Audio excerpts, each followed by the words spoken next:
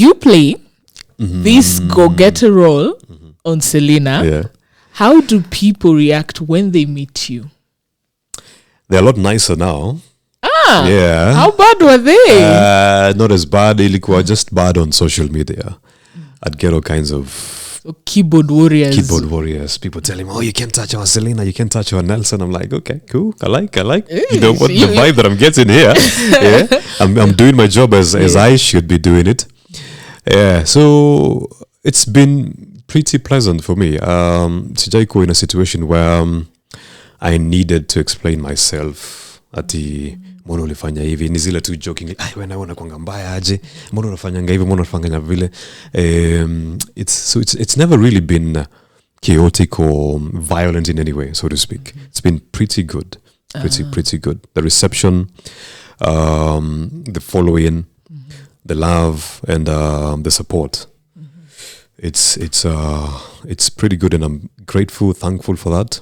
It goes all the way Tanzania, Uganda, once in a while texts, messages from DMs from other places, far places from here, and it's Kenyans in the diaspora who watch the show. Like it's pretty good. And now it's streaming on Showmax. So anyone can watch it from season 1 up to where we are right now. I think, is it 6? Season 6, yes, but on TV it should be 30 something. Yeah. Wow. Because how we count seasons as actors, it's how long the contract runs. Yes. So we count that if the contract runs for a year, we call that season 4, or season 5, or season 6. Yes. But now on TV they have to break it into episodes, episodes and transmission episodes, which I think 13 episodes make a season, or actually 24, depending on how you want to number them. Yes. Season 6, as we've said. What do you think is the secret to the longevity of the show? Kuna kitu watu wanapenda kusema huko ni kujituma. Yeah, lazima ujitume. And you always have to think about where you started and where you want to go. Okay. Yeah, how you want to leave again is also something you always have to think about. When you make your exit, what are people going to say about you? Yeah, because you're as good as your last show. So you always have to find new ways of re-energizing, injecting new creative ways of shooting the show and delivering what is expected of you. So, like I said, ni kujituma tu. Yeah. And you always have to think about wale watu wanakuja nyuma yako, because you can't be complacent. There's always going to be someone better. They're watching you. Yes. And they're gonna outshow you. So you have to set the bar and set it pretty high, and that's what we did with the show, Selina. Hate it or love it, or believe this or not, I don't think any other show has come close to what Selina has been able to do. Being that we are on pay-to-view TV, as opposed to these other shows that are on free-to-air. Yeah, the local channels. Yes. And they still cannot come close when it comes to the acting prowess, the technical aspect of the show. Every single thing is something. I mean, we've done some pretty amazing things on the show. Yeah. I fell off a cliff once. And as my daughter that was a trend. Has met you. She told me she was keeping me updated, and she told me actually that clip scene and said you was died against Selina, not Selina, the character, Brenda's character. No, Selina is the one who died. Yes, and then came back. Yeah. She was really mourning in this house. I know. I got some calls from some distressed people when I fell off the cliff. Like, hey, are you sure you're okay? I'm like, yeah, I'm good. Yeah. That was my nephew. He called me crying and asking, hey, Nanko, are you okay? I'm like, yeah, I'm good. Don't worry. It's just a show. Yeah. You guys lost one of your cast members, Kone. How was that like? Man, that was tough. Oh man, may his soul rest in peace. It was tough. It's just one of those things you don't see coming. Yeah. Especially for a guy like Kone. He was such a character full of life, happy, jovial, very vibrant. And then such a tragedy happens. And then you think, wow, I never thought that could happen. Yeah. Then his age also. Yeah, man, he was pretty young guy on the rise. Yeah. Yeah. So it was a huge dent on the show. Yeah. I think that's pretty much what I can say about that. Poleni sana. Yeah. Sante. How do you deal with fans who have a crush? Na wameingia hapo DM, wamemwaga soul hapo hivyo. Sometimes, oh Lord, sometimes it's really tough, man, because you read some of the messages and you're thinking, oh my God, man, this person, this is, you can tell it's genuine, it's heartfelt. Sometimes you feel like you want to engage and tell them, look, I appreciate that you have these feelings for me and yada yada yada, but nothing can happen between us. Yeah. So do you do that? Do you tell them or you just ignore the messages? I try to be as polite as I can be, but I get so many messages, and not just guys who have crush, guys who are seeking help, employment, food. I've had to intervene a couple of times for people, and wow, this one time, someone reached out to me, and they did that on behalf of someone who's in the industry. And this person had gone for, I think, a couple of days without food, from what I understood. They have a family, small kids, rent is due, lights are out, there's no food. And you're just in a difficult position. When such things happen and you think, oh my God, man, this is one of us. Yeah. This is probably someone I'm going to work with or have worked with before. Yeah. So times I wish I could do more. Yeah. But unfortunately, I can't. You can't overstretch. I can't overstretch. There's only so much that I can do because I also have responsibilities. I have bills to take care of. Yeah. So when you get such messages, man, it breaks your heart when you can't thinking, do anything. I can't. I'd really want to, but I can't.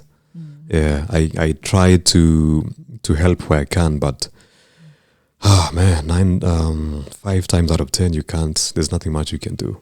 Yeah. So much so sometimes you have to decide. You know what? I don't think I need to go through these messages because there's always going to be 1 or 2 messages that are going to really get your attention, and you're thinking, oh my God, man. I hope you're going to be okay. Yeah. What has been the most challenging about playing the role of Biko? Doing things that I wouldn't normally do as a person. But then again, that's what acting is all about. Give us a scenario. A scenario.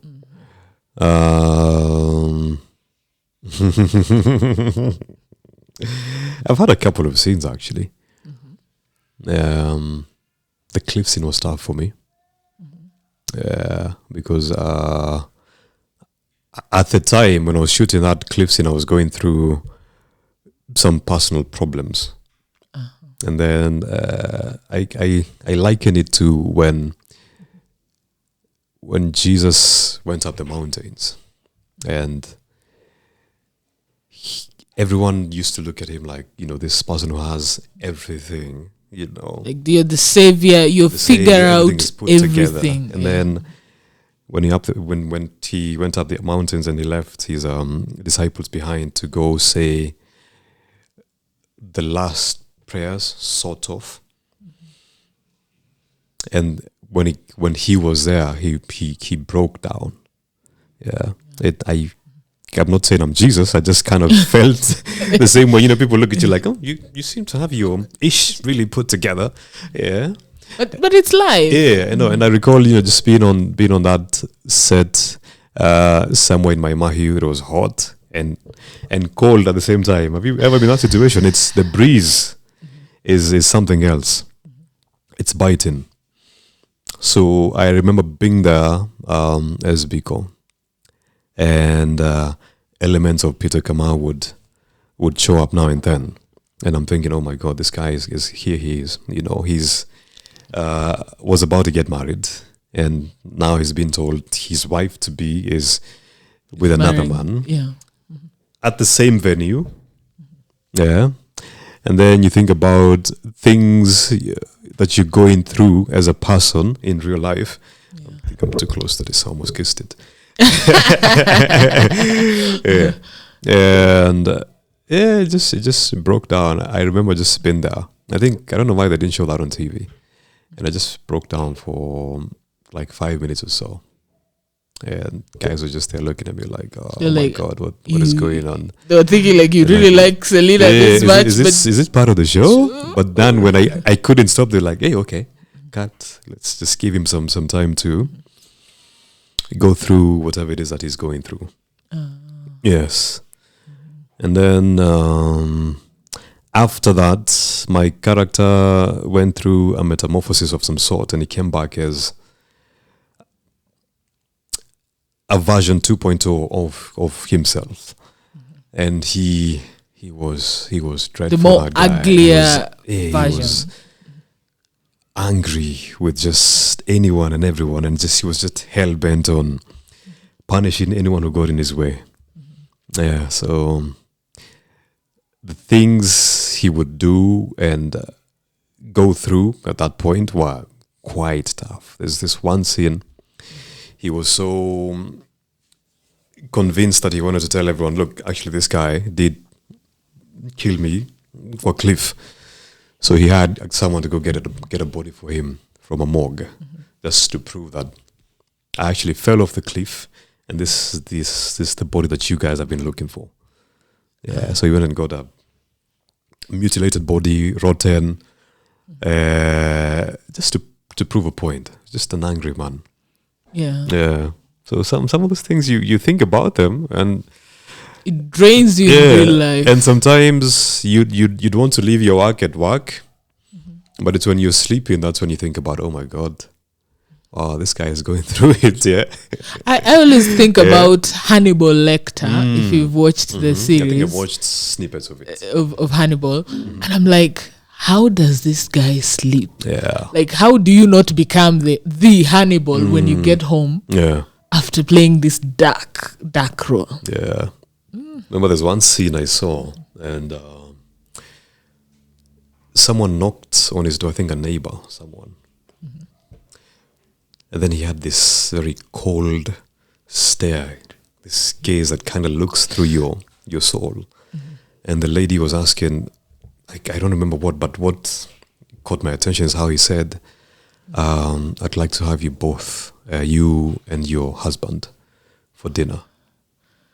Chills. And even in his heart, for him, dinner is not. It's not sit normal together dinner. and have dinner. Is actually you two are the dinner. You are going to be the dinner for me. Like, okay, that's it. I think I reached season 2 and I stopped. I was like, no, it's too dark for me. Oh, that's your kind of show. What do you like to watch? It depends. I like investigative. Investigative, I like those as well. Investigative shows. So I'm watch Crime and Justice. Yeah, I'm on Crime and Justice. Yes, and we're gonna talk about that. I like drama series. I don't mind romantic ones, but it depends with where I am in life. There's sometimes where I'm like, I do not want to watch this. Does that also go to your music? What you listen to? Does actually what you're going through influence what you're listening to at the moment? Sometimes when I'm in good spirits or when I'm in dark situations in life will depend. Hard rock.